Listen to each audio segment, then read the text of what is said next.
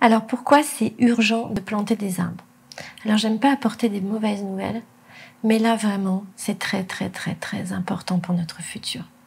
J'ai la chance de rencontrer Juscelino Lobregada Luz, qui est une personne qui a des visions d'avenir assez précises, qu'il a prouvé maintes fois par le passé, par des actes notariés où il a prédit des choses avec des dates extrêmement précises.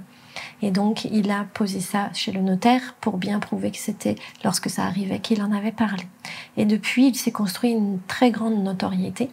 Il a fait ça depuis l'âge de 8 ans. Il fait ça depuis l'âge de 8 ans. Il a en fait des accès au futur et même au passé avec une énorme précision. Et il a pu,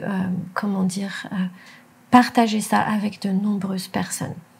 Il envoie régulièrement des lettres à nos politiques, à nos gouvernements, à des organismes, à des compagnies aériennes pour prévenir en fait de choses qui vont se passer s'ils ne règlent pas certaines choses. Et donc ça fait un moment qu'il parle de ce qu'il va se passer dans le futur si on ne fait rien. Et selon lui, je pense que les scientifiques sont d'accord avec lui, il nous reste une année pour vraiment réagir. Et sinon, on rentre dans une vingtaine d'années de galère. Donc vraiment, il est très important, il est urgent de planter des arbres. Pourquoi? Parce que les arbres régulent tout sur la planète. Ils ne fabriquent pas seulement de l'oxygène, ils régulent la température des sols, la température de l'air et la température des volcans. Et donc, si on continue de couper des arbres tels qu'on le fait, et notamment ce qu'on fait en Amazonie et ce qu'on fait en Malaisie, et si on ne plante pas assez d'arbres, eh bien, on va vraiment aller dans des moments difficiles pour nous, qui sont difficilement gérables et difficilement rattrapables.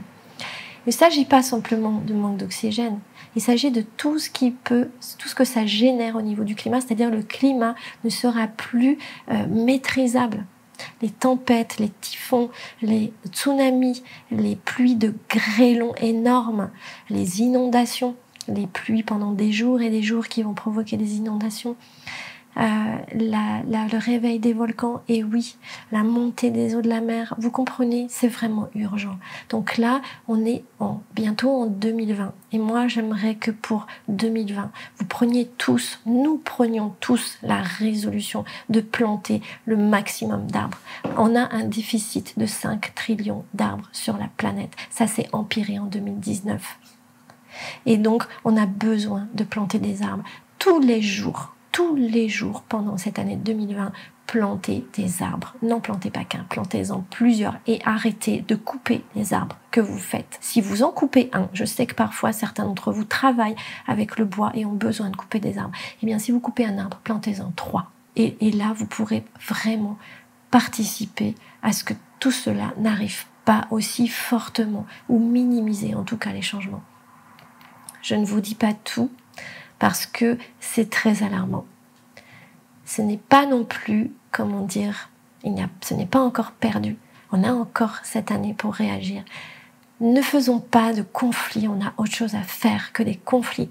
N'allons pas emmerder nos gouvernements avec des conflits. Faisons plutôt ça paisiblement, plantons des arbres, chacun de notre côté. Je ne sais pas, soutenons des associations qui plantent vraiment des arbres et pas des associations qui disent le faire et qui ne le font pas. Mettons-nous ensemble pour le faire. Rassemblons-nous pour ça.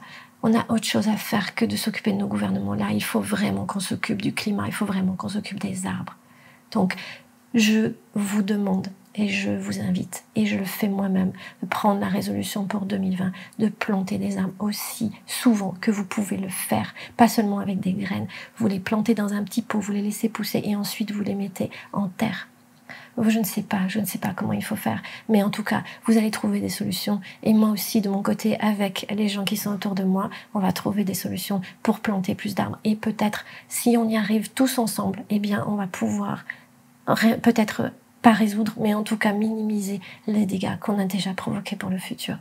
Alors bien évidemment, il n'y a pas que planter des arbres, il faut aussi réduire, bien sûr, notre émission de CO2, vous le savez, par tout moyen. Mais bon, j'en parlerai dans une autre vidéo. En tout cas, j'avais vraiment envie de partager ça avec vous. C'est du sérieux, prenez ça au sérieux, arrêtez de faire l'autruche, arrêtez de mettre la tête dans le sol et de faire comme si rien ne s'était passé, ou de croire ceux qui vous amènent de la désinformation comme quoi il n'y a rien de réel là-dedans. Je vous assure, c'est vraiment, vraiment important. Plantez les arbres et arrêtez de les couper aussi, s'il vous plaît. Merci.